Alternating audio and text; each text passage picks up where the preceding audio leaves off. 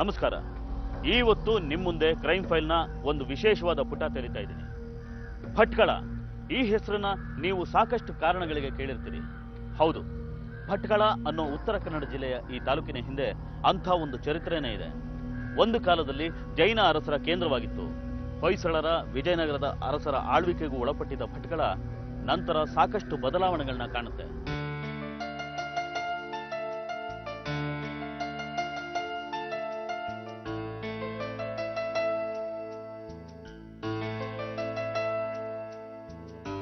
ಈಗ ಈ ಭಟ್ಕಳ ದೇವಸ್ಥಾನ, ಬಸದಿಗಳ ಜೊತೆಗೆ ಗೋಮುಗಲಭೆಗೂ ಹೆಸರಾಗಿದೆ. ಈ ಹಿನ್ನೆಲೆಯಲ್ಲಿ ಒಬ್ಬ ಶಾಸಕರ ಹತ್ಯೆಯಾಗಿದೆ, ಮತ್ತೊಬ್ಬ ರಾಜಕಾರಣಿ ಬಲಿಯಾಗಿದ್ದಾರೆ. ಭಯೋತ್ಪಾದಕ ಚಟುವಟಿಕೆಗಳಲ್ಲೂ ಇಲ್ಲಿನ ವ್ಯಕ್ತಿಗಳು ಭಾಗಿಯಾಗಿದ್ದಾರೆ ಅನ್ನೋ ಅನುಮಾನಗಳಿದೆ. ಹೇಗಿದ್ದ ಭಟ್ಕಳ ಹೇಗಾಯ್ತು ನೋಡಿ.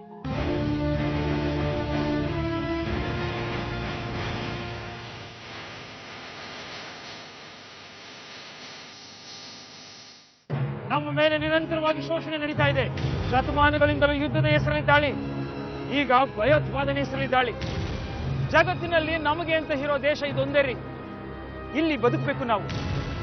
ಎಲ್ಲಿಂದಲೋ ಬಂದವರು ನಮ್ಮ ದೇವಸ್ಥಾನಗಳನ್ನೆಲ್ಲ ಹೊಡೆದಾಕೋದು ಅಂದ್ರೇನು? ನಮ್ಮ ನಾಯಕರನ್ನ ಕೊಲೆ ಮಾಡೋದು ಅಂದ್ರೇನು? ನಮ್ಮ ಅಕ್ಕ ತಂಗಿಯರ ಮೇಲೆ ಶೋಷಣೆ ಮಾಡೋದು ಅಂದ್ರೇನು? ಇನ್ನು ನಾವು ಇದನ್ನು ಸಹಿಸೋದಿಲ್ಲ. ನಮ್ಮ ಭಟ್ಕಳದಲ್ಲಿ ನಮ್ಮ ಶಾಸಕರನ್ನ ಕೊಲೆ ಮಾಡ್ತಾರೆ, ಯಾರು ಕೇಳೋರೇ ಇಲ್ಲ. ಈಗ ನಮ್ಮ ಹೆಣ್ಣು ಮಕ್ಕಳ ಮೇಲೆ ಕಣ್ಣು ಹಾಕಿದ್ದಾರೆ. ಪ್ರೀತಿ ಹೆಸರಲ್ಲಿ ಮೋಸ ಮಾಡಿ ಕರ್ಕೊಂಡೋಗಿ ಅವ್ರನ್ನ ಮತಾಂತರ ಮಾಡ್ತಿದ್ದಾರೆ. ಅದರಲ್ಲಿ ಕೆಲವರು ಬದುಕಿದ್ದಾರೋ ಇಲ್ಲೋ ಅಂತ ಕೂಡ ನಮಗೆ ಗೊತ್ತಿಲ್ಲ. ನಮ್ಮ ದೇಶ, ನಮ್ಮ ಸಂಸ್ಕೃತಿ, ನಮ್ಮ ಅಕ್ಕ ತಂಗಿರ ವಿಷಯಕ್ಕೆ ಬಂದರೆ ಯಾರನ್ನು ನಾವು ಸುಮ್ಮನೆ ಬಿಡೋದಿಲ್ಲ. ಇದು ಬರೀ ಸಂದೇಶ ಅಲ್ಲ, ಎಚ್ಚರಿಕೆ. ದೇಶದ್ರೋಹಿಗಳಿಗೆ ಎಚ್ಚರಿಕೆ. ಜೈ ಹಿಂದ್, ಜೈ ಭಾರತ್ ಮಾತಾ, ಜೈ ಜೈ ಜೈ. ಇದು ಭಟ್ಕಳದ ಕಥೆ. ಅಂದಹಾಗೆ ನಾವು ಹೇಳೋಕ್ ಹೊರಟಿರೋದು ಭಟ್ಕಳದ ಕಥೆ ಅಲ್ಲ. ನಮ್ಮ ದೇಶದಲ್ಲಿ ಒಳ್ಳೆಯದೇ ನಡೀಲಿ, ಕೆಟ್ಟದೇ ನಡೀಲಿ, ಅದರಿಂದ ಎಷ್ಟು ಲಾಭ ಮಾಡ್ಕೋಬಹುದು ಅಂತ ಯೋಚನೆ ಮಾಡೋ ರಾಜಕೀಯ ನಾಯಕರುಗಳು, ರಾಜಕೀಯ ಪಕ್ಷಗಳು ಇರೋ ತನಕ ಇದ್ಯಾವುದೂ ಬದಲಾಗೋದಕ್ಕೆ ಸಾಧ್ಯನೇ ಇಲ್ಲ. ನಾವು ಹೇಳೋಕ್ ಹೊರಟಿರೋದು ಇದನ್ನಲ್ಲ. ಭಟ್ಕಳದ ಮುರುಡೇಶ್ವರದಲ್ಲಿ ನಡೆದ ಒಂದು ಅಪರೂಪದ ಕಥೆ ಇಲ್ಲಿದೆ. ಈ ಮುರುಡೇಶ್ವರ ಕೂಡ ಜಗತ್ಪ್ರಸಿದ್ಧ ಸ್ಥಳ. ಇಲ್ಲಿ ವಿಶ್ವದ 2ನೇ ಅತಿ ಎತ್ತರದ ಈಶ್ವರನ ವಿಗ್ರಹ ಇದೆ. ಪ್ರಖ್ಯಾತವಾದ ಮುರುಡೇಶ್ವರ ದೇವಸ್ಥಾನ ಇದೆ. ಸುಂದರವಾದ ಸಮುದ್ರ ತೀರ ಇದೆ.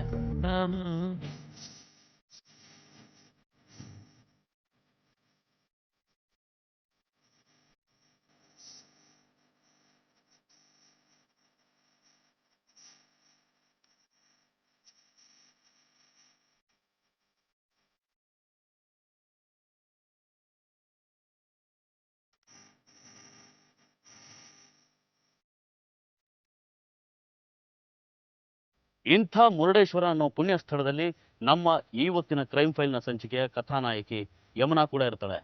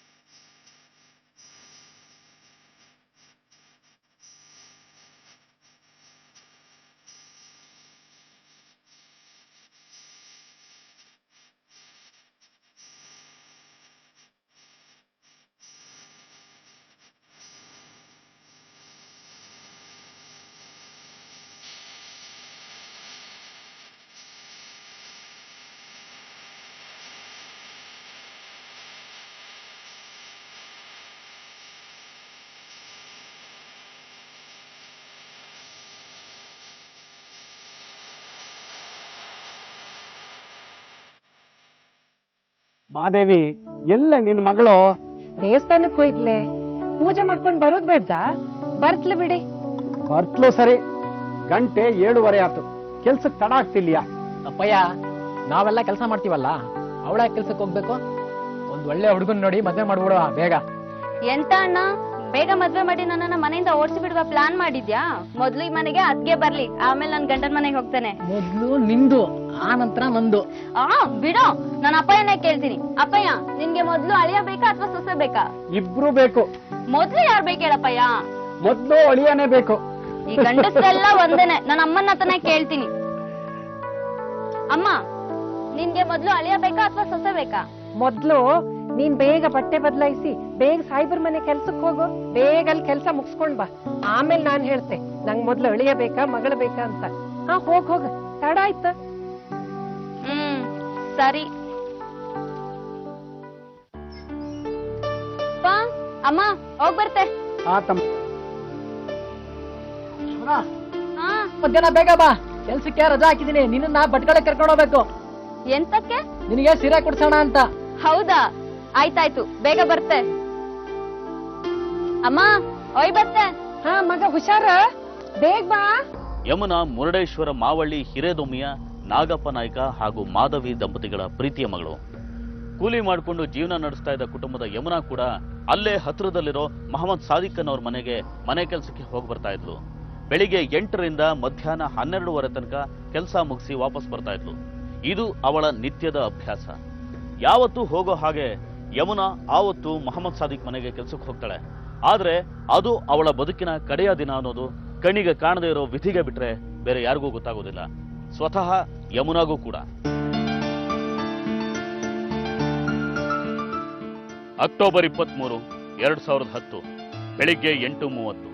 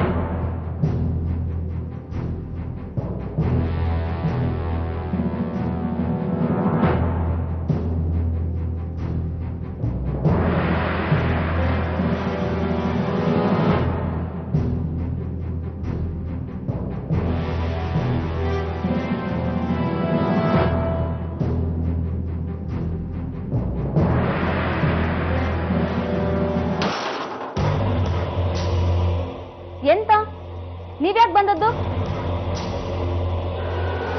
ನಡೀರಿ ಹೊರಗಡೆ, ಹೋಗಿ ಹೊರಗಡೆ. ನೋಡಿ, ಹತ್ರ ಬರ್ಬೇಡಿ. ಬಿಡು, ಬಿಡು, ಬಿಡು.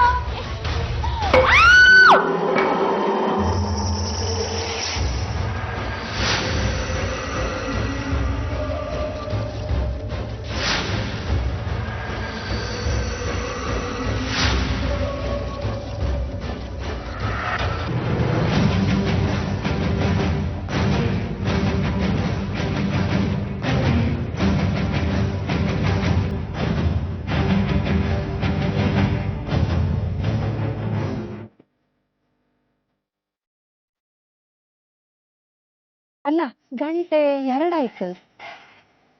ಅಲ್ಲ, ಎಷ್ಟು ತಡ ಅಂದ್ರು 12 ಗಂಟೆ ಒಳಗೆ ಬರುವವಳು ಇವಳು. ಯಾಕಿನ್ನೂ ಬರ್ಲಿಲ್ಲ? ಇಷ್ಟು ಲೇಟ್ ಆಯ್ತು ಯಾಕೆ?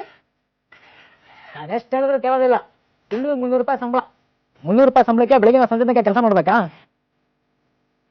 ಬರ್ಲಿ, ಇವತ್ತು ಮಾತಾಡ್ತೀನಿ, ಕೆಲ್ಸಕ್ಕೆ ಹೋಗ್ಬೇಡ ಅಂತ. ಎಂತಾತೋ?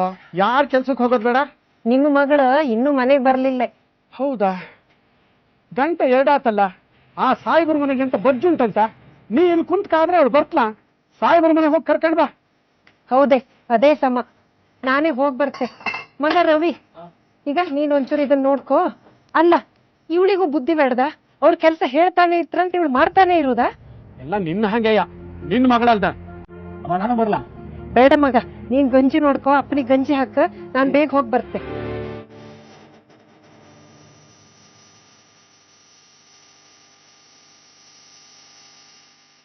ಅಕ್ಟೋಬರ್ 23, 2010 ಮಧ್ಯಾಹ್ನ 3:30.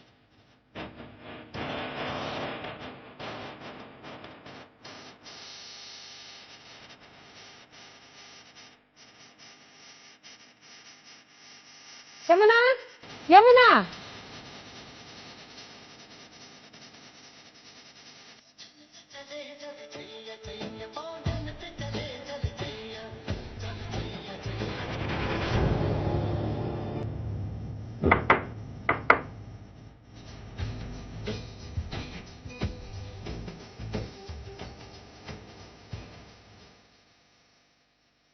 ಎಂತ? ಎಲ್ಲಿ ಯಮುನಾ? ಎಲ್ಲಿ? ನಮ್ಗೇನು ಗೊತ್ತಿಲ್ಲ, ಇವತ್ತು ಕೆಲ್ಸಕ್ಕೆ ಬಂದಿಲ್ಲ ಅವಳು. ಅಯ್ಯೋ, ಬೆಳಿಗ್ಗೆ ಮನೆಗೆ ನಾನೇ ಕಳ್ಸಿದೆ, ಇಲ್ಲಿಗೆ ಕೆಲ್ಸಕ್ಕಂತಾನೆ ಬಂದಿದ್ಲು. ಎಲ್ಲಿ ಹೋದ್ಲು? ಯಮುನಾಗೆ ಹುಡ್ಕೊಂಡ್ ಬಂದಿದ್ದಾರೆ ಅವರು. ನಮ್ಗೇನು ಗೊತ್ತಿಲ್ಲ. ಅಂಗಡಿಯಿಂದ ಮಧ್ಯಾಹ್ನ ಊಟಕ್ಕೆ ಬಂದ್ರೆ ಅಡುಗೆನೇ ಆಗಿಲ್ಲ. ಪಾತ್ರೆ ಎಲ್ಲ ಹಂಗೆ ಬಿದ್ದಿದೆ. ನಿನ್ ಮಗಳು ನಂಬ್ಕೊಂಡು ನಮ್ಗೆ ಉಪವಾಸ ಇವತ್ತು. ಇಲ್ಲ, ಅವಳು ಕೆಲ್ಸಕ್ಕೆ ಬಂದಿದ್ದಾಳೆ. ಎಲ್ಲಿ? ನಿಮ್ಮ ಅಮ್ಮನ ಕರೀರಿ. ಅಮ್ಮಿ ಹಬ್ಬ ಇಬ್ರು ಇಲ್ಲ. ಎಲ್ಲಿ ಹೋದ್ರು? ಅದೆಲ್ಲ ನಿಮ್ಗೆ ಯಾಕೆ? ನಿನ್ ಮಗಳು ಮಾಡಿರೋ ತಪ್ಪೆ. ನಡಿ, ಕೆಲಸ ಮಾಡಿ ನಡಿ. ಅಯ್ಯೋ ಮಾರಾಯ್ರೆ, ನನ್ನ ಮಗಳ ಚಿಂತೆ ನನಗೆ. ಅವಳು ಎಲ್ಲಿ ಹೋಯ್ದ್ಲು ಅಂತ ಹುಡ್ಕೊಂಡ್ ಬರ್ಕ್ ನನ್ಗೆ. ನಿಮ್ ಕೆಲ್ಸ ನೀವೇ ಮಾಡ್ಕೊಳ್ಳಿ, ನಾನ್ ಹೋತೆ. ಛೇ, ಎಲ್ಲಿ ಹೋದ್ಲಪ್ಪ ಇವಳು? ಹಂಗೆಲ್ಲ ಹೇಳ್ದೆ ಕೇಳ್ದೆ ಹೋಗು ಮಗಳಲ್ಲ ಅದು. ಯಮುನಾ ಬೆಳಿಗ್ಗೆ 8 ಗಂಟೆಗೆ ಮೊಹಮ್ಮದ್ ಸಾದಿಕ್ ಮನೆಗೆ ಕೆಲಸಕ್ಕೆ ಹೋಗಿದ್ದೆ ಕೊನೆ. ಆಮೇಲೆ ಎಲ್ಲಿಗೆ ಹೋದ್ಲು ಯಾರಿಗೂ ಗೊತ್ತಿಲ್ಲ. ಮನೆಯವರು ಊರೆಲ್ಲ ಹುಡುಕಾಡ್ತಾರೆ, ಸಂಬಂಧಿಕರ ಮನೇಲಿ, ಸ್ನೇಹಿತರ ಮನೇಲಿ ಹುಡುಕ್ತಾರೆ. ಯಾರನ್ನ ಕೇಳಿದ್ರು ಎಲ್ರು ಯಮುನಾನ ಇವತ್ತು ನೋಡಿಲ್ಲ ಅನ್ನೋರೆ. ಸಂಜೆ ಆಯ್ತು, ರಾತ್ರಿ ಆಯ್ತು. ಯಮುನಾ ಎಲ್ಲಿಗೆ ಹೋಗಿದ್ರು ರಾತ್ರಿ ಆಗೋದ್ರೊಳಗೆ ಮನೆಗೆ ಬರಬೇಕಾಗಿತ್ತು, ಆದ್ರೆ ಬರಲೇ ಇಲ್ಲ. ಮನೆಯವ್ರಿಗೆ ಮಧ್ಯಾಹ್ನದ ಹೊತ್ತಿಗೆ ಗಾಬರಿ ಆಗಿದ್ರೆ ರಾತ್ರಿ ಆಗೋ ಹೊತ್ತಿಗೆ ಆತಂಕ ಶುರು ಆಗುತ್ತೆ. ಸಾಹೇಬ್ರ ಮನೆ ಸರಿಯಾಗಿ ಕೇಳಿದ್ಯಾ? ಮಕ್ಕಳಿದ್ರು. ಯಮುನಾ ಇವತ್ತು ಕೆಲ್ಸಕ್ಕೆ ಬರ್ಲಿಲ್ಲ ಅಂತ ಹೇಳಿದ್ರು. ಅವ್ರ ಮನೆ ಕೆಲ್ಸಕ್ಕೆ ಅಂತ ಹೋದ್ಮೇಲೆ ಮತ್ತೆ ಎಲ್ಲಿಗೆ ಹೋಗ್ತಾಳೆ? ಗೊತ್ತಿಲ್ಲ, ಊರಿಡೀ ಹುಡುಕಿ ಬಂದೆ ನಾನು. ನಾನು ದೇವಸ್ಥಾನ, ಅಂಗಡಿ ಎಲ್ಲಾ ಕಡೆ ಕೇಳ್ದು, ಯಾರು ನೋಡಿಲ್ಲ ಅಂತಾರೆ. ರವಿ, ಯಮುನಾ ಸಿಕ್ಕಲ್ಯಾ? ಇಲ್ಲ, ಇಡೀ ಊರಡಕ್ಕೆ ಬಂದೆ, ಎಲ್ಲೂ ಇಲ್ಲ. ಅಮ್ಮ, ನನ್ಗೆ ಯಾಕೋ ಭಯ ಆಗ್ತಾ ಇದೆ. ಏನಾದ್ರು ಹೆಚ್ಚು ಕಡಿಮೆ ಆಗಿರ್ಬೋದಾ ಅಂತ. ಎಂತ ಹೇಳ್ತೀನಿ ನೀನು? ಹೆಚ್ಚು ಕಡಿಮೆ ಅಂದ್ರೆ ಎಂತ? ಅಮ್ಮ ಮಗ ಸುಮ್ಮನೆ ಇರ್ತೀರಾ? ಎಂತ ಹೆಚ್ಚು ಕಡಿಮೆ ಆಗ್ತದೆ? ಹಾಗೇನು ಆಗೋದಿಲ್ಲ. ಎಂತ ಆಗದೆ ಇದ್ರೆ ಮನೆಗೆ ಬರ್ತಿರ್ಲಿಲ್ವಾ? ಮತ್ತೆಂತ ಮಾಡುದೀಗ? ಯಾವ್ದಕ್ಕೂ ಒಂದು ಪೊಲೀಸ್ ಕಂಪ್ಲೇಂಟ್ ಕೊಡೋದು ಒಳ್ಳೇದು ಅಂತ ಅಂಗಡಿ ಶೆಟ್ರು ಹೇಳ್ತಿದ್ರು. ಅಯ್ಯೋ, ಪೊಲೀಸ್ ಕಂಪ್ಲೇಂಟಾ? ಬೇರೆ ಎಂತ ಮಾಡೋದು? ಎಲ್ಲಾ ಕಡೆ ಹುಡುಕಿದ್ದಾಯ್ತಲ್ಲ. ಅಯ್ಯೋ ದೇವ್ರೆ, ನನ್ ಮಗಳಿಗೆ ಏನು ತೊಂದರೆ ಆಗದೆ ಇರ್ಲಪ್ಪ. ಅಮ್ಮ, ನಾಳೆ ಬೆಳಿಗ್ಗೆ ಮುರುಡೇಶ್ವರ ಸ್ಟೇಷನ್ಗೆ ಹೋಗಿ ಕಂಪ್ಲೇಂಟ್ ಕೊಡುವ. ಯಮುನಾ ಅವಳಾಗಿ ಎಲ್ಲೂ ಹೋಗೋಳಲ್ಲ, ಏನೋ ತೊಂದರೆ.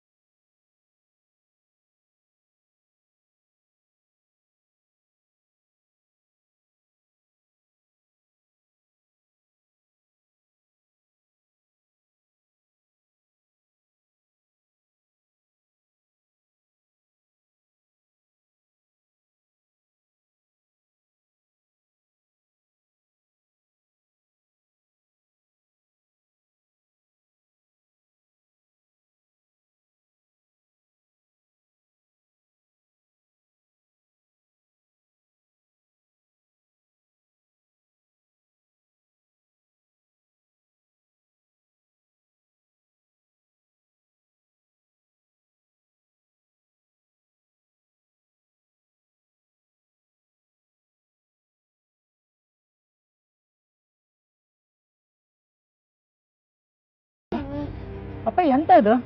ಸುಮ್ಮನೆ ಬರ್ರಿ, ಮನೆಗೆ ದೊಡ್ಡವ್ರು ನೀವು. ಸರಿ ಮಾದೇವಿ, ಅಷ್ಟು ಅಳಾಡ್ದೆ. ಅದು ಸಿಕ್ಕೋದ್ರೊಳಗೆ ನೀ ಹತ್ತೋಗ್ಬಿಡ್ತೀಯ.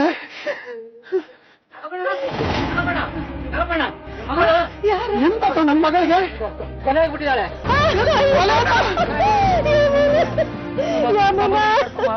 ಎಂತ ಸಮಾಧಾನ ಮಾಡ್ಕೊಂಡ್ ಮಗ. ಎಂತ ಅವನಿಗೆ? ಇಲ್ಲ, ನಾನು ಬರ್ತೆ ಮಗ, ನಾನು ಬರ್ತೆ.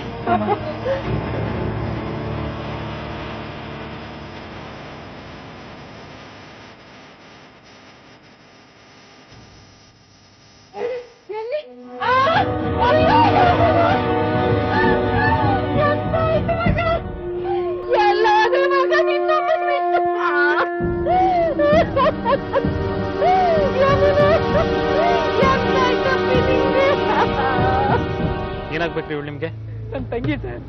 ಇವ್ರು ನಮ್ಮ ಅಪ್ಪಯ್ಯ, ನಮ್ಮಮ್ಮ. ಏನ್ ಮಾಡ್ಕೊಂಡಿದ್ಲು? ಇದೇ ಮೊಬೈಲ್ ಸಾಹೇಬ್ರ ಮನೇಲಿ ಕೆಲ್ಸಕ್ಕೆ ಅಂತ ಬರ್ತಿದ್ಲು. ನಿನ್ನೆ ಬೆಳಗ್ಗೆ ಬಂದವಳು ವಾಪಸ್ ಬರ್ಲೇ ಇಲ್ಲ. ನಾವು ಊರೆಲ್ಲ ಹುಡುಕಿದ್ವಿ ಸರ್. ಮತ್ತೆ ಯಾಕೆ ಸ್ಟೇಷನ್ಗೆ ಬಂದು ಕಂಪ್ಲೇಂಟ್ ಕೊಡ್ಲಿಲ್ಲ? ಈಗ ಸ್ಟೇಷನ್ಗೆ ಅಂತಾನೆ ಹೊಟ್ಟಿದ್ವಿ. ಅಷ್ಟ್ರಲ್ಲಿ ಸುದ್ದಿ ತಿಳಿತು, ನಾವಿಲ್ಲಿ ಓಡ್ ಬಂದ್ವಿ. ಮನೇಲಿ ಏನಾದ್ರು ಸಮಸ್ಯೆ ಅಥವಾ ಯಾರ ಜೊತೆ ಆದ್ರೂ ಜಗಳ ಮಾಡ್ಕೊಂಡಿದ್ಲಾ? ಎಂತದ್ದು ಇಲ್ಲ ಸರ್. ಈ ಸಾಹೇಬ್ರ ಮನೆಯವರೇನೋ ಮಾಡಿರ್ತಾರೆ, ಇವರೇ ನಮ್ ಯಮುನನ್ ಕೊಂದಿರ್ತಾರೆ. ಹೌದೌದು, ಅವರೇ ಕೊಂದಿದ್ದಾರೆ ಸರ್. ನಾನ್ ಬೆಳಿಗ್ಗೆ ಬಂದು ಇವಳು ಕೆಲ್ಸಕ್ಕೆ ಬಂದ್ಲ ಅಂತ ಕೇಳಿದ್ರೆ ಕೆಲ್ಸಕ್ಕೆ ಬರ್ಲಿಲ್ಲ ಅಂದ್ರು. ಕೆಲ್ಸಕ್ಕೆ ಬರ್ದಿದ್ರಿ ಈ ನನ್ನ ಮಗಳು ಇಲ್ಲಿ ಹಿಂಗ್ ಬಿದ್ದಿರ್ತಿದ್ಲ. ಅಯ್ಯೋ ದೇವ್ರೆ. ನೋಡಿ, ಇಲ್ಲಿ ಗುಂಪಲ್ಲಿ ಯಾರಾದ್ರೂ ಈ ಸಾಹೇಬ್ರ ಮನೆಯವ್ರಿಗೂ ಈ ಹುಡುಗಿಗೂ ಜಗಳ ಆಗಿದ್ದು ಅಥವಾ ಅವ್ರಿಗೆ ಹೊಡೆದಿದ್ದೇನಾದ್ರು ನೋಡಿದ್ರ? ಯಾರು ನೋಡಿಲ್ಲ ಅಂದ್ರೆ ಅವ್ರು ಮಾಡಿಲ್ಲ ಅಂತ ಅರ್ಥ ಅಲ್ಲ ಸರ್. ಬೇರೆ ಯಾರು ಈ ಕೆಲಸ ಮಾಡಕ್ ಸಾಧ್ಯ ಇಲ್ಲ.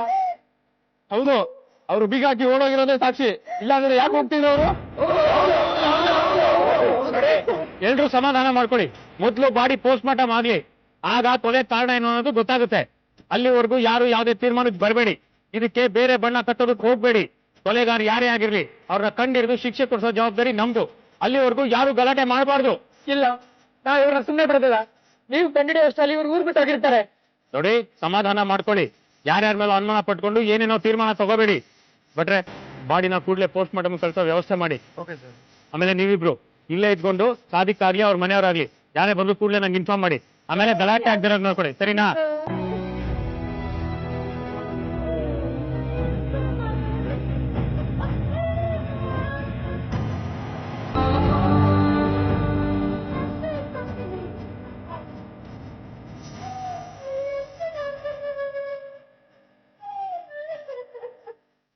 ನಿಜಕ್ಕೂ ಪರಿಸ್ಥಿತಿನ ನಿಭಾಯಿಸುವುದು ಪೊಲೀಸರಿಗೆ ದೊಡ್ಡ ಸವಾಲೇ ಆಗಿತ್ತು. ಮೊದಲೇ ಈ ಪ್ರದೇಶ ಎರಡು ಧರ್ಮಗಳ ನಡುವಿನ ದ್ವೇಷ ಹಾಗೂ ಜಗಳಕ್ಕೆ ಹೆಸರಾಗಿತ್ತು. ಇಂಥ ಪರಿಸ್ಥಿತಿಲಿ ಒಂದು ಕೋಮಿನ ಹುಡುಗಿ ಮತ್ತೊಂದು ಕೋಮಿನವರ ಮನೆಗೆಲ್ಸಕ್ಕೆ ಹೋದಾಗ ಕೊಲೆಯಾಗಿದ್ದಾಳೆ ಅಂದ್ರೆ ಉರಿಯೋ ಬೆಂಕಿಗೆ ತುಪ್ಪ ಸುರಿದಂತೆ ಸರಿ. ಸುದ್ದಿ ತಕ್ಷಣ ಊರೆಲ್ಲ ಹಬ್ಬುತ್ತೆ. ಎಲ್ಲ ಕಡೆ ಉದ್ವಿಗ್ನ ಪರಿಸ್ಥಿತಿ ನಿರ್ಮಾಣ ಆಗುತ್ತೆ. ಪೋಸ್ಟ್ ಮಾರ್ಟಮ್ ರಿಪೋರ್ಟ್ ನಲ್ಲಿ ಅದು ಕೇವಲ ಕೊಲೆಯಲ್ಲ, ಕೊಲೆ ಮಾಡೋದಕ್ಕಿಂತ ಮುಂಚೆ ಅತ್ಯಾಚಾರ ಆಗಿದೆ ಅಂತ ತಿಳಿದ ಮೇಲಂತೂ ಪರಿಸ್ಥಿತಿ ಮತ್ತಷ್ಟು ಬಿಗಡಾಯಿಸುತ್ತೆ. ಯಮುನಾಳ ತಂದೆ ನಾಗಪ್ಪ ತನ್ನ ಮಗಳ ಸಾವಿಗೆ ಮೊಹಮ್ಮದ್ ಸಾದಿಕ್ ಹಾಗೂ ಅವನ ಕುಟುಂಬದವರೇ ಕಾರಣ ಅಂತ ಲಿಖಿತ ದೂರನ್ನು ಕೊಡ್ತಾರೆ. ಅಷ್ಟರಲ್ಲಿ ಮೊಹಮ್ಮದ್ ಸಾದಿಕ್ ಅವರ ಕುಟುಂಬ ಊರಿಗೆ ವಾಪಸ್ ಆಗಿತ್ತು. ಪೊಲೀಸರ ವಿಚಾರಣೆ ಆರಂಭ ಆಗುತ್ತೆ. ನೀವು ಮನೆ ಬಿಟ್ಟು ಹೋಗಿದ್ಯಾಕೆ? ನಾವ್ಯಾಕೆ ಮನೆ ಬಿಟ್ಟು ಹೋಗ್ಬೇಕು ಸಾಬ್? ನಮ್ ರಿಲೇಷನ್ದು ಶಾದಿ ಇತ್ತು, 3-4 ದಿನ ಅಲ್ಲೇ ಇದ್ವಿ. ಅವತ್ ಮಧ್ಯಾಹ್ನ ಇವರಿಬ್ರು ಮನೆಗೆ ಬಂದಿದ್ರು? ಹೌದು, ಬಂದಿದ್ರು. ನಮ್ದು ಅಂಗಡಿ ಇದೆಯಲ್ಲ, ಅದಕ್ಕೆ ಬಂದಿದ್ರು. ಹೌದು ಸರ್, ಅವತ್ ಮಧ್ಯಾಹ್ನ ನಾವು ಮನೆಗೆ ಬಂದಿದ್ವಿ. ಯಮುನಾ ಕೆಲ್ಸಕ್ಕೆ ಬಂದಿರಲಿಲ್ಲ. ಅವಳಿಗೆ ಮನೆ ಕೀ ಎಲ್ಲಿರುತ್ತೆ ಅಂತ ಗೊತ್ತಿತ್ತು. ಆದ್ರೆ ಅವತ್ ಮನೆ ಒಳಗೆ ಬಂದಿರಲಿಲ್ಲ ಸರ್ ಅವಳು. ಸರ್, ಯಮುನಾ ನಮ್ ಭೇಟಿ ಇದ್ದ ಹಾಗೆ, ಒಳ್ಳೆ ಹುಡುಗಿ. ಆ ಹುಡುಗಿ ಸತ್ಯದ ವಿಷಯ ಕೇಳಿ ನಮ್ ಬೀಬಿ ಅಳ್ತಾ ಕೂತಿದ್ದಾರೆ. ನಮಗೂ ದುಃಖ ಆಗಿದೆ. ಬೇರೆ ಯಾರಿಗೆ ಕೆಲಸ ಮಾಡಿರ್ತಾರೆ? ನಮ್ಗೇನ್ ಗೊತ್ತು ಸಾಹೇಬ್ರೆ? ಹಾಗೆಲ್ಲ ಹೇಳೋಕ್ಕಾಗಲ್ಲ ಸಾಹೇಬ್ರೆ. ಕೊಲೆ ನಡೆದಿರೋದು ನಿಮ್ ಕಾಂಪೌಂಡ್ ಅಲ್ಲಿ, ನಿಮ್ ಮೇಲೆ ಕಂಪ್ಲೇಂಟ್ ಕೊಟ್ಟಿದ್ದಾರೆ. ನೀವು ಉತ್ತರ ಹೇಳಲೇಬೇಕು. ಮಾಯ ಸಚ್ ಬೋಲ್ ರಹಾ ಹೂಂ ಸಾಬ್. ಈಗೇನು ನೀವು ನಮ್ಮನ್ನು ಅರೆಸ್ಟ್ ಮಾಡ್ತೀರಾ? ಮಾಡಿ. ತಪ್ಪು ಮಾಡಿದ್ರೆ ನಾವು ಹೆದರ್ಕೋಬೇಕು. ನೋಡಿ, ಊರಲ್ಲಿ ಗಲಭೆ ಶುರುವಾಗಿದೆ. ನಮಗೂ ಗೊತ್ತು, ನಾವು ಸುಮ್ಮನೆ ಕೂರೋದಿಲ್ಲ. ನೋಡಿ, ಇದು ಒಂದು ಹುಡುಗಿ ಕೊಲೆ. ಕೊಲೆ ಮಾಡಿರೋದು ಯಾರು ಅನ್ನೋದಷ್ಟೇ ನಮಗ್ ಗೊತ್ತಾಗ್ಬೇಕು. ಇದನ್ನ ನೀವೇ ಆಗ್ಲಿ ಬೇರೆ ಯಾರೇ ಆಗ್ಲಿ ಬೇರೆ ಉದ್ದೇಶಕ್ಕೆ ಬಳಸ್ಕೊಳ್ಳೋದಕ್ಕೆ ನಾವು ಬಿಡೋದಿಲ್ಲ. ಅದಕ್ಕೆ ನಿಮ್ಗೆ ಯಾರ ಮೇಲಾದ್ರೂ ಅನುಮಾನಗಳಿದ್ರೆ ನಮಗ್ ತಿಳಿಸಿ. ಕೊಲೆ ನಡೆದಿರೋದು ನಿಮ್ ಜಾಗದಲ್ಲಿ ಆಗಿರೋದ್ರಿಂದ ನಮಗೇನು ಗೊತ್ತೇ ಇಲ್ಲ ಅಂತ ನೀವು ಹೇಳೋಕ್ಕಾಗೋದಿಲ್ಲ. ಜೊತೆಗೆ ಯಮುನಾ ನಿಮ್ಮ ಮನೇಲಿ ಕೆಲಸ ಮಾಡ್ತಿದ್ ಹುಡುಗಿ. ಅದಕ್ಕೆ ಈ ಕೊಲೆನ ನಾವೇ ಮಾಡಿದ್ವಿ ಅಂತ ಒಪ್ಕೊಂಡ್ರೆ ನಿಮ್ಗೆ ಸಂತೋಷನಾ? ಏನ್ ಸರ್, ಒಪ್ಕೋಬೇಕಾ? ಏನ್ ನಿಮ್ಮ ಉದ್ದೇಶ? ಬೆಂಗಳೂರಿನಿಂದ ಫೋನ್ ಮಾಡಿಸ್ಬೇಕಾ? ಸರಿ ಸರಿ, ಇನ್ನೂ ತನಿಖೆ ನಡೀತಾ ಇದೆ, ಸಾಕ್ಷಿಗಳನ್ನ ಹುಡುಕ್ತಾ ಇದೀವಿ. ಅಷ್ಟ್ರಲ್ಲಿ ನಿಮ್ಗೇನಾದ್ರು ಗೊತ್ತಾದ್ರೆ ನಮಗ್ ತಿಳಿಸಿ. ಆಮೇಲೆ ಇನ್ನೊಂದು ವಿಷಯ, ನಮಗ್ ಹೇಳ್ದೆ ನೀವು ಊರ್ ಬಿಟ್ಟು ಹೋಗೋ ಆಗಿಲ್ಲ. ಸರ್, ಇದು ನಾವು ಹುಟ್ಟಿದೂರು. ಬದುಕಿದ್ರು ಇಲ್ಲೇ, ಸತ್ರು ಇಲ್ಲೇ. ನಾವೇ ಸರ್ ಊರ್ ಬಿಟ್ಟು ಹೋಗ್ತೀವಿ? ಸರಿ ಸರಿ.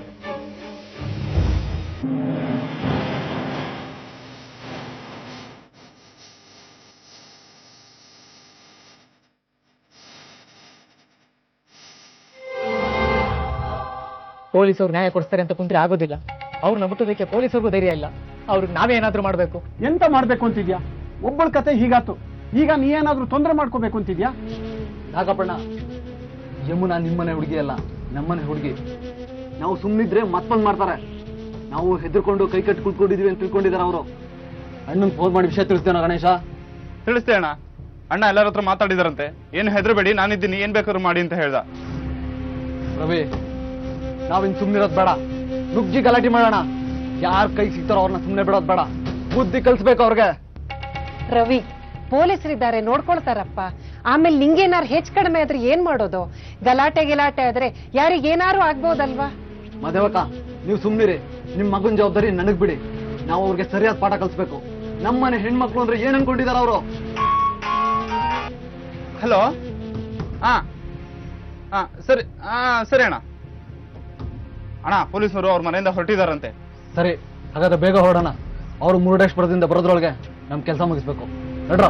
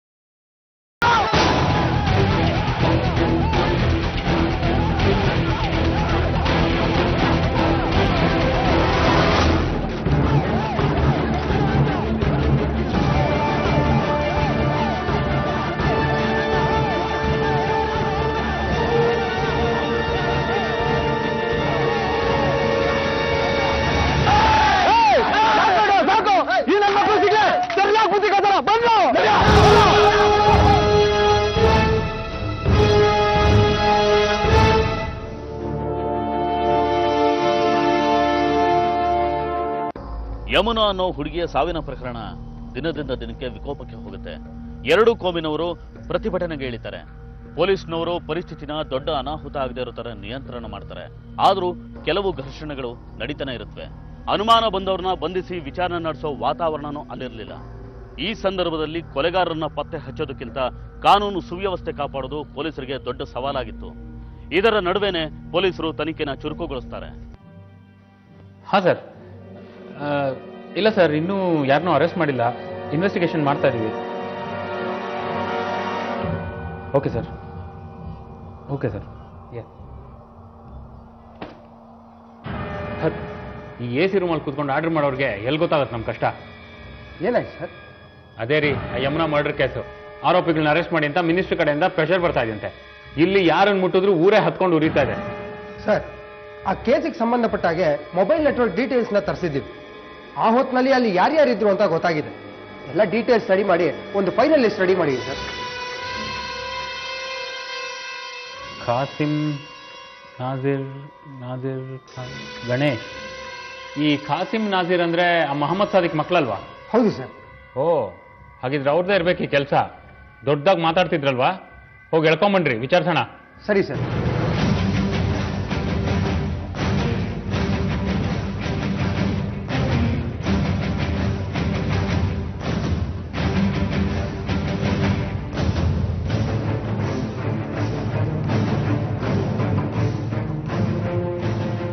ಮತ್ತಾಕ್ ಬಂದ್ರಿ ಇನ್ಸ್ಪೆಕ್ಟ್ರೆ?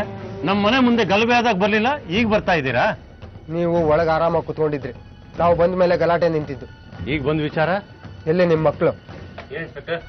ನಡೀರಿ ಸ್ಟೇಷನ್ಗೆ, ಎನ್ಕ್ವೈರಿ ಮಾಡಬೇಕು. ಅವ್ರ ಎನ್ಕ್ವೈರಿ ಇಲ್ಲೇ ನಡೀಲಿ. ನೋಡಿ ಸಾಹೇಬ್ರೆ, ಯಾರನ್ನ ಎಲ್ಲಿ ಯಾವ ರೀತಿ ಎನ್ಕ್ವೈರಿ ಮಾಡಬೇಕು ಅನ್ನೋದು ನಮಗೆ ಗೊತ್ತಿದೆ. ದಯವಿಟ್ಟು ತನಿಖೆಗೆ ಸಹಾಯ ಮಾಡಿ. ಅವ್ರದ್ದೇನು ತಪ್ಪಿಲ್ಲ ಅಂದ್ರೆ ಹಾಗೆ ಬಿಟ್ಬಿಡ್ತೀವಿ. ನನಗೆ ಗೊತ್ತು, ನೀವು ಯಾರ್ದೋ ಇನ್ಫ್ಲೂಯೆನ್ಸ್ ಮೇಲೆ ಇಲ್ಲಿ ಬಂದಿದ್ದೀರಿ. ಇನ್ಫ್ಲೂಯೆನ್ಸ್ ಅಲ್ಲ, ಸಾಕ್ಷಿ ತಗೊಂಡು ಬಂದಿದ್ದೀವಿ. ಹೇಯ್, ಕರ್ಕೊಂಡು ನಡೀರೋ. ಬೇಡ ಇನ್ಸ್ಪೆಕ್ಟ್ರೆ, ತೊಂದರೆ ತಗೋತಾ ಇದ್ದೀರಿ. ನೀವು ತೊಂದರೆ ತಗೋತಾ ಇದ್ದೀರಿ, ಇಲ್ಲದೆ ಇದ್ರೆ ಎಲ್ಲರ ಮೇಲೂ ಕ್ರಮ ತಗೋಬೇಕಾಗತ್ತೆ. ಇನ್ಸ್ಪೆಕ್ಟ್ರೆ,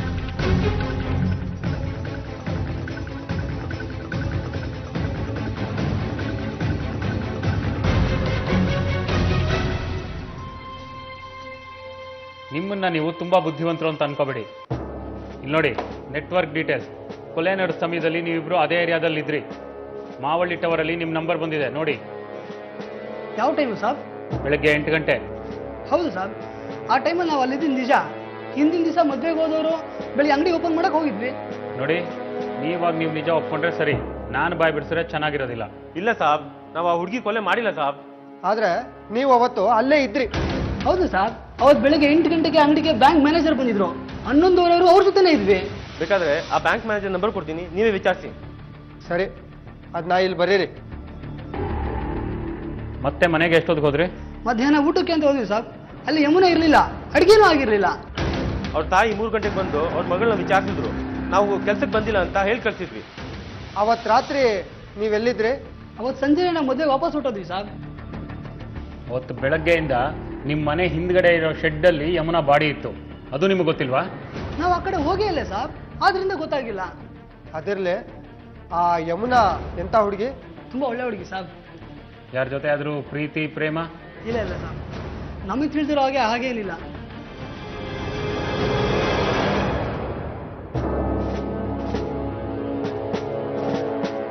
ಬ್ಯಾಂಕ್ ಮ್ಯಾನೇಜರ್ನ ಮೀಟ್ ಮಾಡಿದ್ರೆ ಏನಂದ್ರು?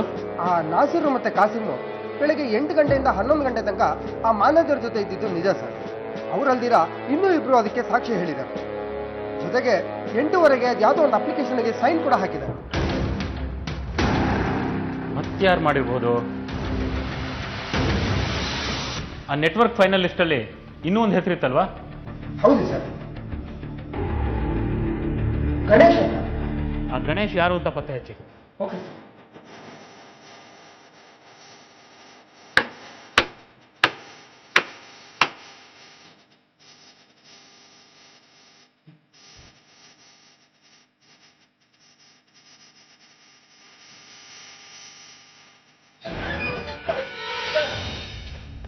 ಗಣೇಶ ಅಂದ್ರೆ ನೀನೇನಾ?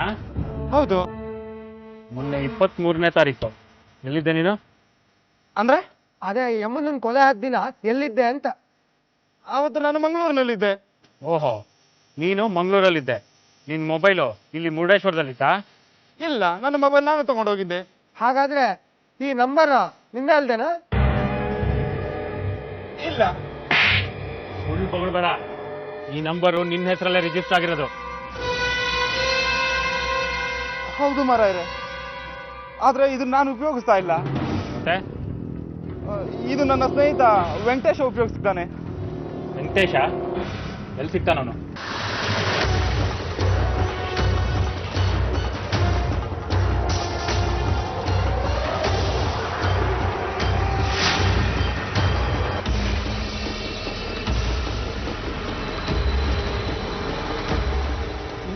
ಎಂತ?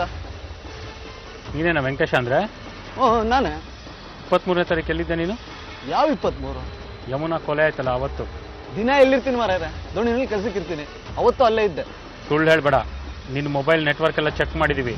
ನೀನು ಅವತ್ತು ಮೊಹಮ್ಮದ್ ಸಾದಿಕ್ ಮನೆ ಹತ್ರ ಹೋಗಿರ್ಲಿಲ್ಲ? ಹೌದು ಮಾರಾಯರೆ, ನಾನು ದಿನ ಹೋಗ್ತೀನಿ. ನನ್ನ ಬೈಕ್ ನಿಲ್ಸೋದೆ ಅಲ್ಲಿ ನಾನು. ಎಂತ ಕೊಲೆಗಾರರು ಹಿಡಿಯೋ ಯೋಗ್ಯತೆ ಇಲ್ಲ ನಿಮ್ಗೆ? ನಮ್ಮೇಲೆಲ್ಲ ಡೌಟ್ ಪಡೋದ ನೀವು? ನೋಡು, ಅನುಮಾನ ಬಂದವ್ರನ್ನ ನಿಲ್ಸಿ ಎನ್ಕ್ವೈರಿ ಮಾಡೋದೇ ನಮ್ ಡ್ಯೂಟಿ. ನಾವು ಮಾಡೇ ಮಾಡ್ತೀವಿ. ಏನೀಗ? ನೋಡಿ ಮಾರಾಯರೆ, ನಮ್ಮ ಹುಡುಗಿ ಯಮುನಾ ಸುತ್ತಿದ್ದು ಆ ಸಾದಿಕ್ ಮನೇಲಿ. ಅವ್ರ ಮಕ್ಳ ಏನೋ ಮಾಡಿರ್ತಾರೆ, ಅವ್ರನ್ನ ಕರ್ಕೊಂಡೋಗಿ ತರ್ಸೋ ದಮ್ಮಿಲ್ಲವಾ? ಎದ್ದು ಮಾರಾಯ, ನಾವ್ಯಾರು ಅಂತ ಗೊತ್ತುಂಟಲ್ಲ. ಅಣ್ಣನ್ ಫೋನ್ ಮಾಡ್ಬೇಕಾ? ಆಯ್ತಾಯ್ತು, ಅದೆಷ್ಟು ಮೆರಿತೀವ ಮೆರಿ. ಒಂದು ಸಣ್ಣ ಕ್ಲೂ ಸಿಗ್ಲಿ, ಅವಾಗ ಇಳಿಸ್ತೀನಿ ಎಲ್ಲ. ನಾವು ಕರೆದಾಗ ಆ ಸ್ಟೇಷನ್ಗೆ ಬರಬೇಕು. ಬರ್ಲಿಲ್ಲ ಅಂದ್ರೆ ಒದ್ದು ಎಳ್ಕೊಂಬರ್ಲಿಕ್ಕೆ PC-ಗಳಿದ್ದಾರೆ. ಆಯ್ತು ಆಯ್ತು, ನೋಡೇ ಬಿಡುವ. ಸರಿ ಸರಿ, ದಾರಿ ಬಿಡಿ. ನೀವೆಲ್ರೂ ಕೊಲೆಗಾರರ ಜೊತೆ ಶಾಮಿಲಾಗಿದ್ದೀರ ಅಂತ ನಮಗೆ ಗೊತ್ತುಂಟು. ಹೇಳ್ತೀನಿ ನಾನು. ಸರಿ ಸರಿ, ದಾರಿ ಬಿಡ್ರಿ.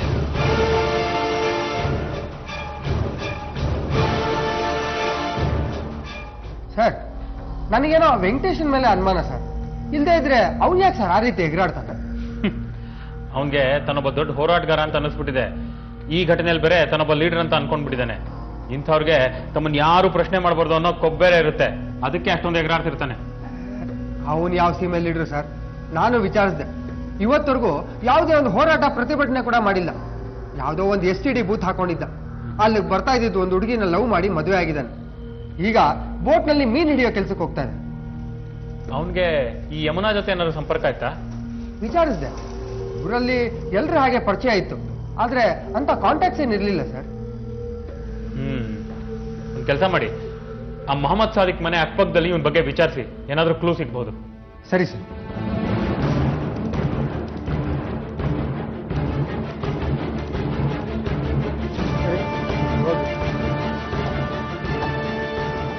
ಮಾಡಿ ಇಡ ಬಾಳ.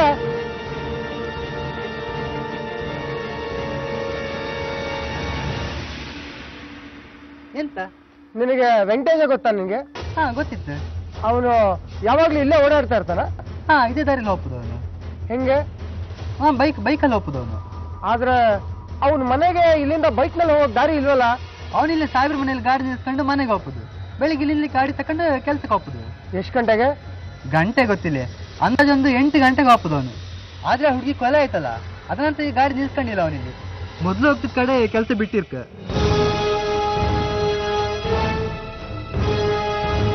ಪೊಲೀಸರು ವೆಂಕಟೇಶನ ಬಗ್ಗೆ ಸಾಕಷ್ಟು ಮಾಹಿತಿಗಳನ್ನ ಸಂಗ್ರಹ ಮಾಡ್ತಾರೆ. ಯಮನಾಳ ಸಾವಿನ ನಂತರ ಅವನಲ್ಲಿ ಸಾಕಷ್ಟು ಬದಲಾವಣೆಗಳಾಗಿದ್ವು. ಅವನು ಮುಂಚಿನ ಹಾಗಿಲ್ಲ ಅನ್ನೋದಕ್ಕೆ ಬೇಕಾದಷ್ಟು ಉದಾಹರಣೆಗಳು ಸಿಗುತ್ತವೆ. ಮೊದಲು ಹೋಗಿ ಬರ್ತಿದ್ದ ದಾರಿನ ಬದಲಾಯಿಸಿದ್ದ. ಮುಂಚಿನ ಹಾಗೆ ಯಾರ ಜೊತೆನೂ ಬೆರೀತಿರ್ಲಿಲ್ಲ. ವೆಂಕಟೇಶನ್ಗೆ ಗೊತ್ತಾಗದ ಹಾಗೆ ಅವನ ಹಿಂದೆ ಬಿದ್ದು ಪೊಲೀಸ್ನವರು ಸಾಕಷ್ಟು ವಿಷಯಗಳನ್ನ ಸಂಗ್ರಹ ಮಾಡ್ತಾರೆ. ಯಮುನಾ ಕೊಲೆ ಹಿಂದೆ ಪ್ರತ್ಯಕ್ಷವಾಗಿಯೋ ಪರೋಕ್ಷವಾಗಿಯೋ ಅವನಿದಾನೆ ಅನ್ನೋ ಸಂಶಯ ಬಲವಾಗುತ್ತೆ. ಅವನು ಇದೇ ಕಾರಣಕ್ಕೆ ಸಂಘಟನೆ, ಹೋರಾಟ ಮುಂತಾದ ಚಟುವಟಿಕೆಗಳಲ್ಲಿ ತೊಡಗಿಸಿಕೊಂಡಿದ್ದ.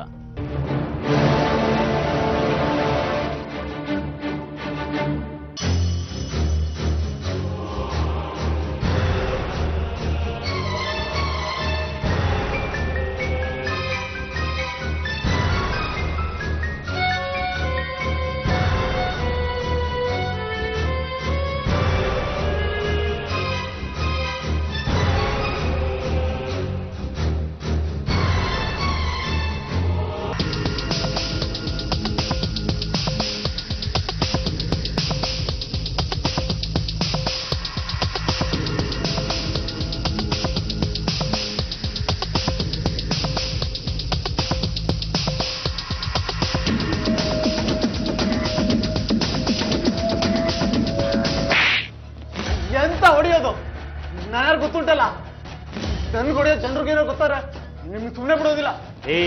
ನಿನ್ನ ಇಲ್ಲಿ ಎತ್ತಾಕೊ ಬಂದಿರೋದು ಯಾವನ್ಗೋ ಗೊತ್ತಿದೆ.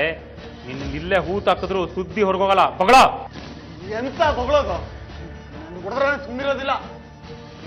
ಎಂತದು ನಿಮ್ದು ಪಿರಿ ಪಿರಿನೇ?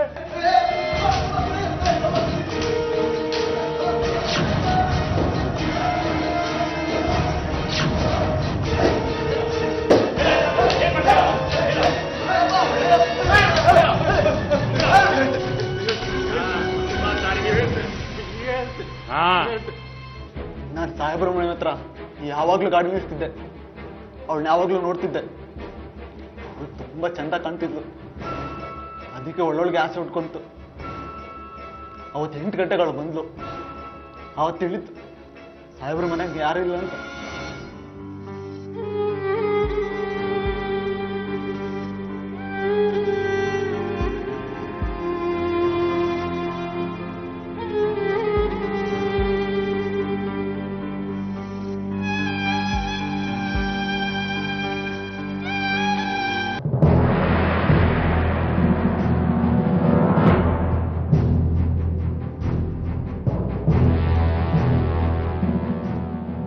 ಎಂತ ಮನ ತಿಂಡಿ ಆಯ್ತಾ?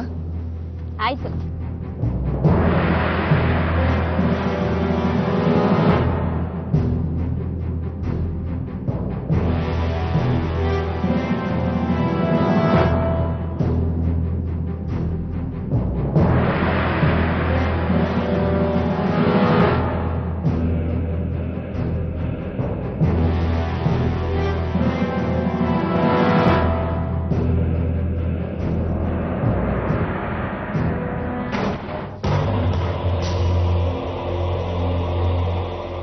ಎಂತ ನೀವ್ಯಾಕೆ ಬಂದದ್ದು?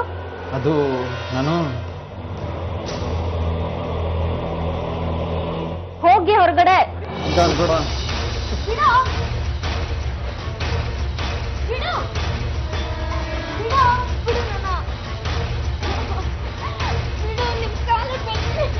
ದಯವಿಟ್ಟು ನನ್ ಬಿಟ್ಬಿಡು.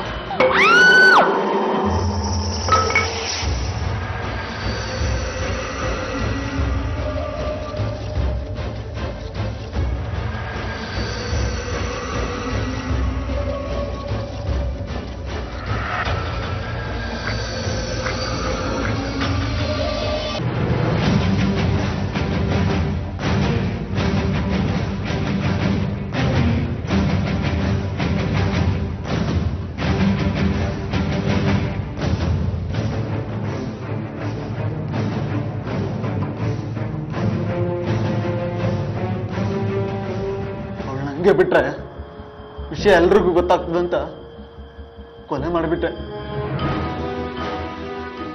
ರಾತ್ರಿ ಬಾಡಿನ ಸಮುದ್ರಕ್ಕೆ ಎಸೆನ ಅಂತ ಓದ್ತಿದ್ದೆ. ನಾಯಿ ಬೊಗಳಿದ್ಕೊಂಡು ಭಯ ಆಯ್ತು, ಅದಕ್ಕೆ ವಾಪಸ್ ಬಂದೆ. ಅತ್ಯಾಚಾರ ಕೊಲೆ ಮಾಡಿದ್ದು ಅಲ್ಲದೆ ಊರು ಹೊತ್ಕೊಂಡಿರೋ ಥರ ಮಾಡ್ತೀಯಾ? ಸಾಯೋ ತನಕ ಜೈಲಲ್ಲಿ ಕೊಳೆಯೋ ಹಾಗೆ ಮಾಡ್ತೀನಿ. ಕೌಂಡ್ರಲ್ ತಕೊಂಡೋಗ್ರಿ ಇವ್ನ. ನಿಜಕ್ಕೂ ಇದೊಂದು ದುರಂತ. ಈ ದುರಂತದ ಹಿನ್ನೆಲೆಯಲ್ಲಿ ಇನ್ನೂ ದೊಡ್ಡ ದುರಂತ ನಡಿಬೇಕಾಗಿತ್ತು. ಆದರೆ ಪೊಲೀಸರ ಕಾರ್ಯವೈಖರಿ, ಮುಂಜಾಗ್ರತಾ ಕ್ರಮ, ಕಾನೂನು ಪಾಲನೆ ಜೊತೆಗೆ ಜನರಿಗೆ ಪರಿಸ್ಥಿತಿನ ತಿಳಿ ಹೇಳಿದ ರೀತಿ, ಇದೆಲ್ಲದಕ್ಕಿಂತ ಹೆಚ್ಚಾಗಿ 6 ದಿನದಲ್ಲಿ ಆರೋಪಿನ ಬಂಧಿಸಿದ್ದು, ಇವೆಲ್ಲ ನಡೀಬಹುದಾಗಿದ್ದ ದೊಡ್ಡ ಕೋಮುಗಲಭೆನ ತಪ್ಪಿಸಿತು. ಸ್ವಲ್ಪ ಹೆಚ್ಚು ಕಮ್ಮಿ ಆಗಿದ್ರು ಈ ವೆಂಕಟೇಶ ಅನ್ನೋ ಪಾಪಿ ಮಾಡಿದ ಅನ್ಯಾಯಕ್ಕೆ ಮೊಹಮ್ಮದ್ ಸಾದಿಕ್ ಕುಟುಂಬ ದೊಡ್ಡ ಬೆಲೆನೇ ತೆರಬೇಕಾಗಿತ್ತು. ಇನ್ನು ಅದರ ಪರಿಣಾಮ ಏನಾಗ್ತಿತ್ತೋ ಏನೋ.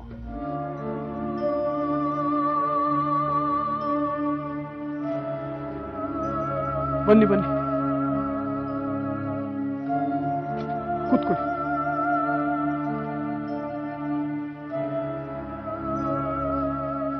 ನಾಗಪ್ಪ, ಯಮುನಾ ನಿಮ್ ಭೇಟಿ ಮಾತ್ರ ಅಲ್ಲ, ನಾವು ಅವಳನ್ನ ನಮ್ ಭೇಟಿ ಅಂತ ತಿಳ್ಕೊಂಡಿದ್ವಿ. ನಮ್ದು ತಪ್ಪಾಯ್ತು, ಏನೋ ಆತ್ರದಲ್ಲಿ ಎಲ್ಲ ನಡೆದೋಯ್ತು. ನಿಮ್ ಜಾಗದಲ್ಲಿದ್ರೆ ನಾವು ಅದೇ ಮಾಡ್ತಿದ್ವೋ ಏನೋ. ಒಟ್ಟಲ್ಲಿ ಯಾರು ಯಾವುದೇ ಜಾಗದಲ್ಲಿರ್ಲಿ ಯೋಚನೆ ಮಾಡ್ಬೇಕು ಅನ್ನೋದು ಅರ್ಥ ಆದಂಗಾಯ್ತು.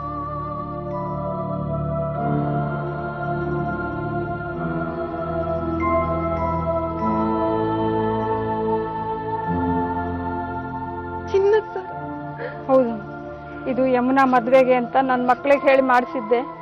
ನಿಮಗ್ ತಂಗಿ ಇದ್ದಿದ್ರೆ ಮಾಡ್ತಿರ್ಲಿಲ್ವಾ ಅಂದಿದ್ದಕ್ಕೆ ಸಂತೋಷದಿಂದ ನನ್ನ ಮಕ್ಳು ಮಾಡಿಸ್ಕೊಟ್ರು. ಯಮುನಾಗ್ ಏನ್ ಸಂಬಳ ಕೊಡ್ತಿದ್ವು ಅದು ಬೇರೆ ಮಾತು.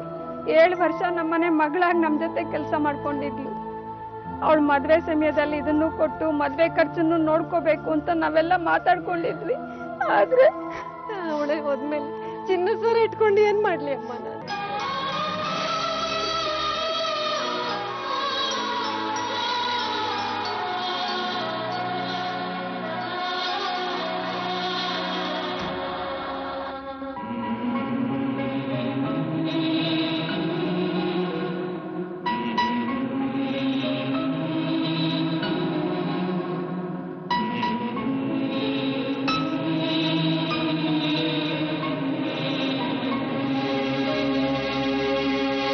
ಇದು ಯಮುನಾ ಅನ್ನೋ ನತದೃಷ್ಟ ಹುಡುಗಿಯ ಬದುಕಿನ ಕಥೆನೋ ಸಾವಿನ ಕಥೆನೋ ನೀವೇ ನಿರ್ಧಾರ ಮಾಡಿ. ಆದ್ರೆ ಎಲ್ಲಾ ಸೇರಿ ನಿರ್ಧಾರ ಮಾಡಬೇಕಾಗಿರೋದು ವೆಂಕಟೇಶನ್ ಅಂತ ಪಾಪಿ ಮನಸ್ಸನ್ನ ನಾಶ ಮಾಡಬೇಕಾಗಿರೋ ವಿಚಾರನ. ಒಂದು ಮುಗ್ಧ ಹುಡುಗಿಗೆ ಅನ್ಯಾಯ ಮಾಡಿದ್ದಲ್ಲದೆ ಅದರಿಂದ ಬಚಾವಾಗೋ ಒಂದೇ ಕಾರಣಕ್ಕೆ 2 ಕೋಮಿನ ನಡುವೆ ಮತ್ತಷ್ಟು ದ್ವೇಷ ಹುಟ್ಟಿಸುವಂತ ಅಪಾಯಕಾರಿ ಕೆಲಸಕ್ಕೆ ಕೈ ಹಾಕಿದ್ದ. ನಮಗ್ ಬೇಕಾಗಿರೋದು ಧರ್ಮ ಜಾತಿಗಳನ್ನೆಲ್ಲ ಮೀರಿದ ಪ್ರೀತಿ ಅನ್ನೋದು ವೆಂಕಟೇಶನ್ಗಷ್ಟೇ ಅಲ್ಲ, ಎಲ್ರಿಗೂ ಅರ್ಥ ಆಗ್ಬೇಕು. ಗುರುತಿಗೋ ಬದುಕಿನ ರೀತಿಗೋ ಅಸ್ತಿತ್ವಕ್ಕೋ ಬೇಕು ಅಂತ ಹುಟ್ಟುಕೊಂಡ ಧರ್ಮ ಮನುಷ್ಯನಷ್ಟೇ ಅಲ್ಲ, ಮನುಷ್ಯತ್ವನೂ ಕೊಲ್ಲೋ ಆಯುಧ ಆಗ್ತಿದೆ ಅನ್ನೋದು ನಿಜಕ್ಕೂ ಅಪಾಯಕಾರಿ. ಈ ಮಾತನ್ನ ಹೇಳ್ತಾ ಇವತ್ತಿನ ಕ್ರೈಮ್ ಫೈಲ್ ಸಂಚಿಕೆನ ಇಲ್ಲಿಗೆ ಮುಗಿಸ್ತಾ ಇದ್ದೀವಿ. ಮುಂದಿನ ಸಂಚಿಕೆಯಲ್ಲಿ ಮತ್ತೊಂದು ವಿಭಿನ್ನ ಸತ್ಯ ಕಥೆಯೊಂದಿಗೆ ನಿಮ್ಮ ಮುಂದೆ ಬರ್ತೀವಿ. ನಾವು ಕತೆ ಹೇಳ್ತೀವಿ, ನೀವು ಎಚ್ಚರವಾಗಿರಿ.